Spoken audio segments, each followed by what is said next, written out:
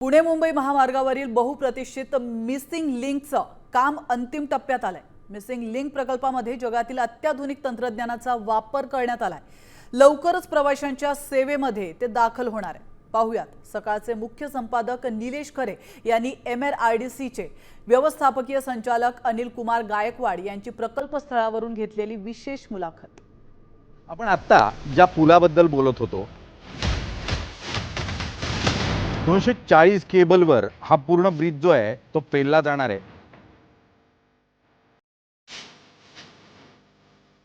अनिल, रुंदी म्हणजे किती? तर 5 लेन एका बाजूला।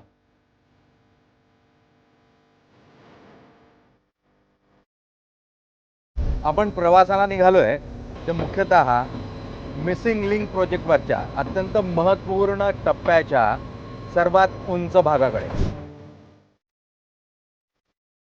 स्वतः MSRDCचे मॅनेजिंग डायरेक्टर आपल्याबरोबर आहेत। आपण त्यांच्याशी चर्चा करणार आहोत आणि हा पूर्ण प्रकल्प समजून घेण्याचा प्रयत्न करणार आहोत। हा प्रकल्प पूर्णत्वाकडे पोहोचतोय। गायकवाड सर, एक स्वप्न आणि त्याची पूर्ती ही अत्यंत जवळ आहे, पूर्ण होताना पाहायला मिळेल। मुळात पहिली प्रतिक्रिया काय असेल या पूर्तीकडे जाताना? नाही, निश्चितच अतिशय आनंदाचा क्षण आहे तो। मागील 2019 पासून या कामाची आम्ही सुरुवात केली आहे आणि येत्या मार्चपर्यंत म्हणजे 2026 मार्चपर्यंत हा प्रकल्प सर्वार्थाने पूर्ण होईल।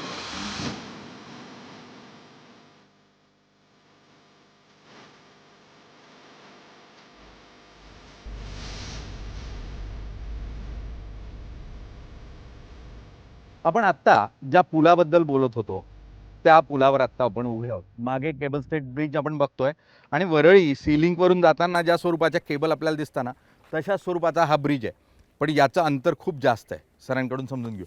सर, आम्ही वरळीवरून सातत्यानं जातो त्यावेळेला आम्हाला जाणवतं की खूप मोठ्या प्रमाणावर ते पूर्ण ब्रिज जो आहे तो केबल ओढून धरतात। त्याचं अंतर किती आहे आणि याचं अंतर किती आहे? दोघांमधला फरक जर सांगितलं तर आम्हाला कळेल की किती मोठा ब्रिज असेल। वरळी बांद्रा सागरी सेतू जो आहे त्याचे जे काही पायलांस आहेत त्या पायलांची उंची 126 मीटर आहे। बरं। आणि मिसिंग लिंकच्या या पायलांची उंची जी आहे ती 182 मीटर आहे। म्हणजे वरळी बांद्रा लिंकच्या पायलांपेक्षा या पायलांची उंची साधारणतः 60 मीटरनी जास्त आहे। आणि स्पॅनच्या बाबतीमध्ये जर आपण विचार केला तर दोन पायलांमधलं अंतर जे आहे ज्याला आपण स्पॅन म्हणतो ते इथे 305 मीटर आहे मिसिंग लिंकला। बरं। आणि वरळी बांद्रा सी लिंकला ते साधारणतः 150 मीटरपर्यंत आहे। बरं। आणि जवळजवळ डबल आहे, म्हणजे जवळजवळ डबल आहे। आणि एक जो पायलॉन आहे एका पायलॉनवरती दोन्ही साईडला 150 मीटर कॅन्टिलिव्हर असं वेट एका पायलॉनवरती आहे। एका पॅलनवर म्हणजे हे पूर्ण ब्रिज जो आहे हा एका पायलॉनवरती 120 केबल्स येतील अशा, म्हणजे दोन ब्रिजच्या मिळून। म्हणजे या ठिकाणी दोन ब्रिजेस आहेत। अगदी। या ठिकाणी 60 केबल्स याच्यामध्ये असतील 60 केबल आणि 60 केबल त्याच्यामध्ये, म्हणजे अशा टोटल 120 केबल जे आहेत ते या साईडला या दोन पायलॉनमध्ये आहेत आणि 120 केबल त्या, म्हणजे टोटल या ब्रिजमध्ये 650 मीटर लांबीच्या ब्रिजमध्ये 240 अशा 40 केबल 240 केबलवर हा पूर्ण ब्रिज जो आहे तो पेलला जाणार आहे आणि त्यावरून आपण प्रवास करणार आहोत। आणि तो क्षण लवकरच येणार आहे आपल्या आयुष्यात की आपण सहजतेनं पुण्यापर्यंत पोहोचू शकणार आहोत। 6 किलोमीटरचं अंतर कमी होणार आहे आणि साधारण 30 ते 35 मिनटं इतका वेळ तुमच्या आमच्या आयुष्यातला वाचणार आहे। आणि त्यामुळे साहजिक आहे आपल्याला धन्यवाद दिले पाहिजे MSRDCला। MSRDCनं समृद्धीसारखा प्रकल्प असो किंवा मिसिंग लिंकसारखा प्रकल्प असो, हा अत्यंत आव्हानात्मक असे प्रकल्प जे आहेत ते पेलून धरलेले आहेत आणि ते पूर्णत्वाला येताना आपल्याला पाहायला मिळतात। अनेकदा असे प्रकल्प आपल्या हयातीत पूर्ण होतील की नाही? सर, आम्ही नेहमी चर्चा करतो की अरे प्रकल्प येतोय तो कुठे आपल्या हयातीत होणार आहे, तो कोणाच्या तरी दुसऱ्या आपल्या मुलांच्या हयातीत होईल। पण पहिल्यांदा असं दिसतंय की आमच्याच हयातीत आम्हाला प्रकल्प पूर्ण होताना पाहायला मिळतात। समृद्धीसारखाही प्रकल्प तुम्ही अत्यंत लीलया पेलला, कसं शक्य होतं हे सगळं? नाही, बघा आता या प्रकल्पाची सुरुवात अपॉइंटेड डेट जर पाहिली तर मार्च 2019 मध्ये अपॉइंटेड दिलेली आहे आपण। त्यानंतर पावसाळा सुरू झाला। खऱ्या अर्थाने या कामाला जी सुरुवात आहे ती 2019च्या मान्सून नंतर, म्हणजे ऑक्टोबर नोव्हेंबर 19 मध्ये या कामाला सुरुवात झाली। त्यानंतर आपल्याला कल्पना आहे 2020 आणि 21 या 2 वर्षामध्ये कोविडमुळं कामावरती खूप मोठा असा परिणाम झालेला आहे। मजूर जे आहेत, म्हणजे स्किल्ड मजूर असतील, अनस्किल्ड मजूर असतील, ते बरेचसे मजूर काम सोडून गेले कोविडच्या पिरियडमध्ये। ब्रिजचं काम असल्यामुळे मोठ्या प्रमाणामध्ये या ठिकाणी वेल्डिंगची कामं करावी लागतात. ऑक्सिजन आवश्यक असतं वेल्डिंगसाठी. ऑक्सिजनचा पुरवठा कमी झाल्यामुळे त्याही काळामध्ये या ठिकाणी कामास विलंब झाला. तर असे चॅलेंजेस जे आहेत हे काम पूर्ण करताना सुरुवातीच्याच काळामध्ये 19ला काम सुरू झालं आणि 20 आणि 21मध्ये कोविडचे चॅलेंजेस आले. सुरुवातीच्या काळामध्ये आता हा जो ब्रिज जर आपण पाहिला तर हा व्हॅलीमध्ये आहे, टायगर व्हॅलीमध्ये. आपण पाहता दोन्ही साईडला हा एक उंच डोंगर आहे, इकडे एक दुसरा डोंगर आहे आणि या डोंगरामध्ये एक जो टनेल आहे 8.90 किलोमीटर असा लांबीचा टनेल आहे आणि याची रुंदी 23.50 मीटर आहे. हा जगातला सगळ्यात रुंद टनेल आहे. या साईडला जे पाहतो तो आणि या साईडचा जो टनेल आहे तो 1.6 किलोमीटरचा आहे आणि त्याची पण रुंदी 23.50 मीटर आहे. आणि या दोन डोंगराच्या मध्ये असलेला हा पूल या ठिकाणी ॲक्सेस नव्हता. दोन्ही साईडला फॉरेस्ट असल्यामुळे या ठिकाणी हेवी मशिनरी आणणंसुद्धा कठीण होतं. एक 10 किलोमीटरचा असा एक व्हिलेज रोड होता या साईडने, म्हणजे वाकणपाली जो रस्ता आहे त्या साईडने एक 10 किलोमीटरचा व्हिलेज रोड होता. त्याला आम्ही डेव्हलप केला. त्याला त्याचं रुंदीकरण करून त्याचे जे काही असे शार्प कर्व्ह होते ते व्यवस्थित करून फॉरेस्टच्या परवानगीने तो रस्ता डेव्हलप केला आणि तिथनं या ठिकाणी मशिनरी आणली गेली आणि मग ह्या कामाला सुरुवात झाली. आता जेव्हा आपण दोन डोंगराच्या मध्ये हा पूल म्हणतो तेव्हा स्ट्रेट असा 650 मीटरचा हा पूल आहे आणि दोन्ही साईडला 100-100 मीटर अशी लांबी आहे पुलाची. म्हणजे साधारणतः 850 मीटरचा गॅप आहे आणि 850 मीटरची ही जी लेंथ आहे ती सुद्धा स्लोपिंग आहे. असं काही सरळ नाही आहे की जसं आपण रस्त्यावरची पुलं बघतो तो सरळ रस्ता असतो आणि त्यावरती आपण फाउंडेशन्स करतो आणि तो रस्ता होतो. इथे तसा नाही आहे. दोन्ही साईडला असा स्टीप पोर्शन असल्यामुळे प्रत्येक ठिकाणी जिथे खांब करावे लागले. आता या ठिकाणी हे सेंटरचा जो काही पायलॉन आहे तो 305 मीटरवरती, मध्ये कुठेच सपोर्ट नाही आहे, ते 305 मीटरवरती 2 खांब केले गेले. पण त्यानंतर जो काही ब्रिज होता म्हणजे अगदी टनेलला टच होईपर्यंतचा तिथे आम्हाला काही प्रमाणामध्ये फाउंडेशन्स करावे लागले. ते फाउंडेशन करताना सुद्धा नागमोडी वळणाचे रस्ते करून त्या ठिकाणी फाउंडेशन करावे लागले. अशा पद्धतीनं सुरुवातीच्या काळामध्येच एक अवघड समस्यांचा सामना करत करत आम्ही इथंपर्यंत. अगदी मुळात सगळ्यात मोठा रुंदीचा टनेल म्हणून जो आपण समोर टनेल बघतोय तो टनेल पूर्ण होताना पाहायला मिळतोय. आणि टनेल रुंदी म्हणजे किती तर 5 लेन एका बाजूला, म्हणजे साधारण 10 लेन दोघं बाजूला मिळून 10 लेनचा रस्ता तुम्हाला उपलब्ध होणार आहे. सर आत्ता ज्या ब्रिजवर आपण उभे आहोत तिथे किती लेनचा ब्रिज असेल? हा एक साईड जर आपण विचार केला तर किती लेन उपलब्ध होतील? इथे पण 5 लेन होतील. म्हणजे 5 आणि 5 अशा 10 लेन या पूर्ण रस्त्यावर तुम्हाला उपलब्ध होणार आहे. आणि त्यामुळे जे कंजेशन आपल्याला साधारण जुन्या मुंबई पुणे एक्सप्रेसवेवर जाणवतं ते इथे आपल्याला जाणवणार नाही आणि सुखकर असा प्रवास जो आहे तो निश्चितपणे आपल्याला होताना पाहायला मिळेल. सर पूर्ण प्रोजेक्टची जर कॉस्ट आपण विचार करायला लागलो तर किती कोटी रुपये खर्च झाले आहेत या प्रकल्पावर? हा टोटल या प्रोजेक्टची जी काही ॲडमिनिस्ट्रेटिव्ह कॉस्ट आहे 6,700 कोटी हे टोटल प्रोजेक्ट कॉस्ट आहे. हा 7,000 कोटीपर्यंत टोटल प्रोजेक्टवरती खर्च होईल. यामध्ये राज्य सरकार आणि केंद्र सरकार असा जर विचार केला तर केंद्राने काय मदत केली की आता आपल्याला? आणि हा राज्य सरकारचा प्रकल्प आहे. पूर्ण राज्य सरकार, राज्य सरकारने जे काही म्हणजे इक्विटी सहभाग लागतो राज्य सरकारचा आहे आणि बाकी MSRDCने यासाठी निधी उभारून हा प्रकल्प केलेला आहे. अगदी मुळात जे मूळ प्रकल्पाचं डिझाईन होतं नितीन गडकरींच्या काळातलं मुंबई पुणे एक्सप्रेसवेचं, त्यावेळेला हा प्रकल्प राहून गेला होता पूर्ण करायचा.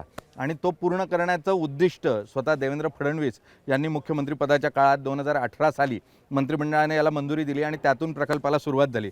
आणि कोविड आला नसता तर साधारण आपण आत्ताच या रस्त्यावरून प्रवास करताना पाहायला मिळालो असतो. मी अगदी गायकवाड साहेब, तुम्ही अनेक प्रकल्प केले, जसं मी समृद्धीचं उदाहरण दिलं, अनेक प्रकल्प केले आणि प्रत्येक इंजिनियरच्या आयुष्यामध्ये हा प्रत्येक प्रकल्प हा त्याचा अत्यंत जिव्हाळ्याचा विषय असतो. सगळ्यात महत्त्वाकांक्षी प्रकल्प म्हणून तुमच्या आयुष्यातला प्रकल्प कोणता आणि त्यातली एखादी आठवण की जी तुम्हाला असं वाटलं की ही आयुष्यभर माझ्याबरोबर राहील?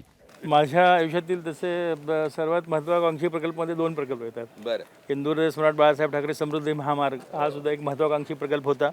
त्याही प्रकल्पावरती मी अगदी एस्टिमेट तयार करण्यापासून ते कम्प्लिशनपर्यंत त्या प्रकल्पावरती मी chief engineer, joint managing director आणि MD या तिन्ही कॅपॅसिटीमध्ये त्या रस्त्यावरती मी काम केलं आणि तो महाकाय असा प्रकल्प आहे. म्हणजे मला असं वाटतं की तो देशामधला एवढ्या मॅग्निट्यूडचा साधारणतः 61,000 कोटीचा जो प्रकल्प आहे एस्टिमेटपासून ते कम्प्लिशनपर्यंत ते मी पूर्ण केलेलं आहे. तो एक माझ्या दृष्टीने खूप अभिमानास्पद गोष्ट आहे की त्या समृद्धी प्रकल्पाचा मी भाग होतो.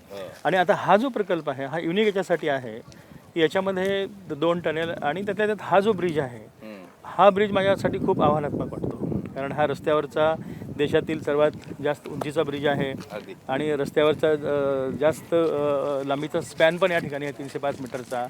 आणि हा ज्या व्हॅलीमध्ये हा ब्रिज आहे या ठिकाणी आपल्याला कल्पना आहे साधारणतः 4 ते 5 हजार मिलीमीटरपर्यंत रेन्स या ठिकाणी असतात. खंडाळा म्हणजे अगदी खूप पाऊस हेवी रेन्स या ठिकाणी असतात आणि या व्हॅलीमध्ये मागच्याच पावसाळ्यामध्ये 5000 मिलीमीटरला या ठिकाणचा रेन क्रॉस केलेला आहे. आणि ही व्हॅली असल्यामुळे या ठिकाणी विंड्स खूप मोठ्या प्रमाणामध्ये असतात.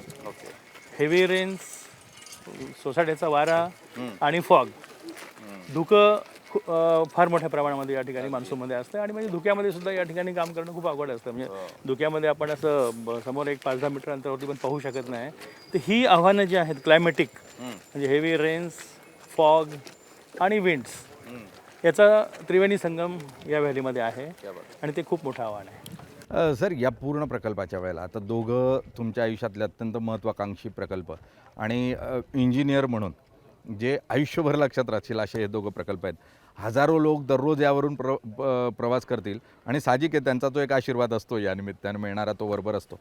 या प्रकल्पाबरोबरच असं तुम्हाला काय वाटतं का की एखादी प्रकल्प जो तुम्ही स्वप्न बघितलं आणि अजून तो पूर्णत्वाला आणायचा आणि आलेला नाही आणि आणण्याची इच्छा आहे, असा एखादी प्रकल्प आहे का किंवा असं एखादी स्वप्न आहे का की जे पूर्ण करायचं आहे आयुष्यात? नाही, याच्यामध्ये आता रस्त्याच्या वतीने पाहिलं तर समृद्धीमुळे माझं ते रस्त्याचं स्वप्न पूर्ण झालं आहे. एक वेगळा ब्रिज करायला पाहिजे, ब्रिजच्या माध्यमातून हे स्वप्न पूर्ण होतो आहे.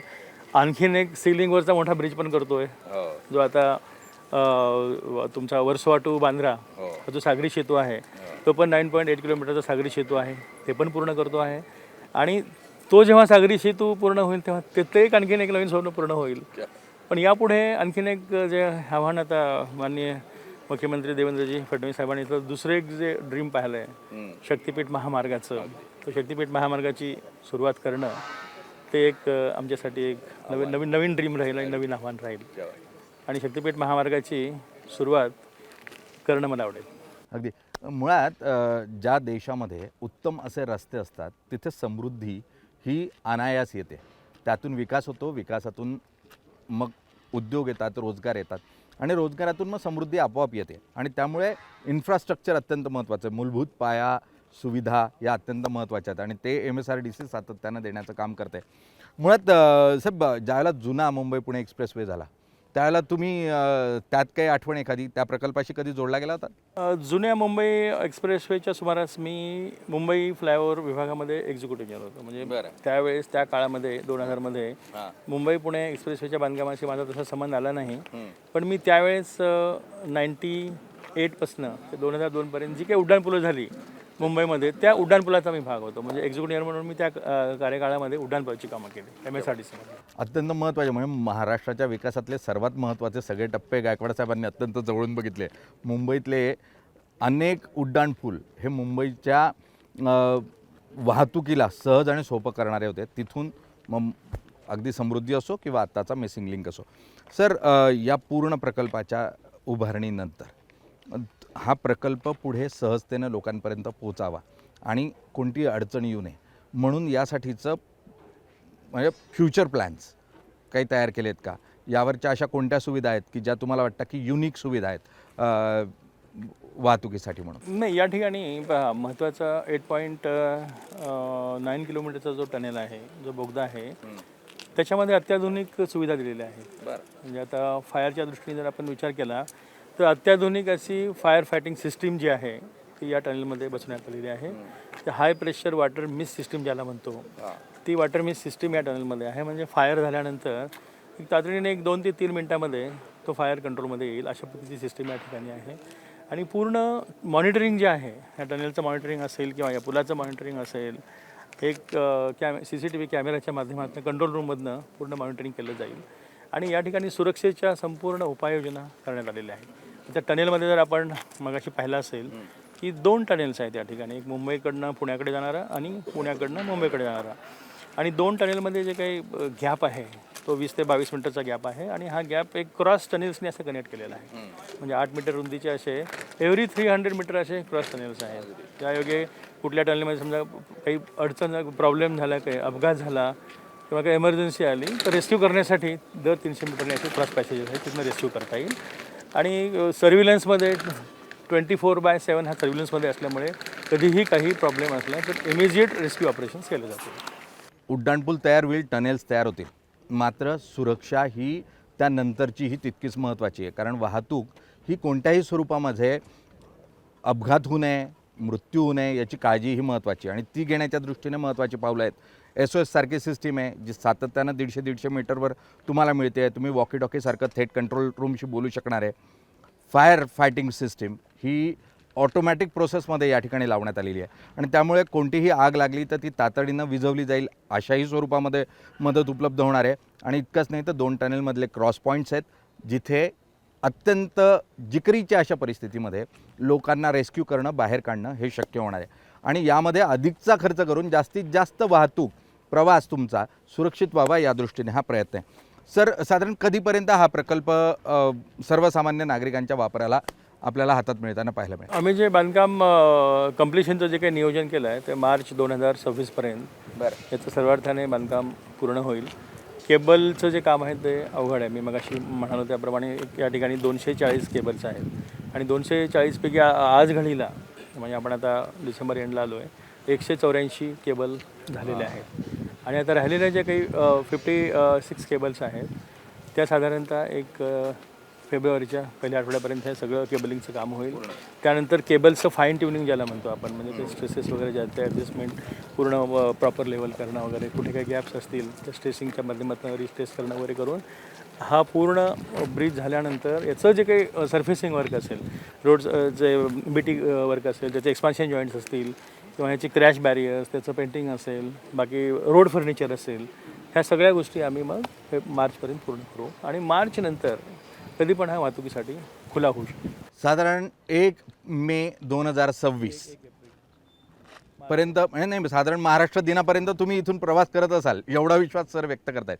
त्यामुळे अगदी कमी काळ उरलेला आहे, 100-1 दिवसाचा काळ आहे. त्या काळामध्ये हा पूर्ण प्रकल्प पूर्ण होणार आहे आणि आपल्या सेवेमध्ये हा प्रकल्प रुजू होणार आहे.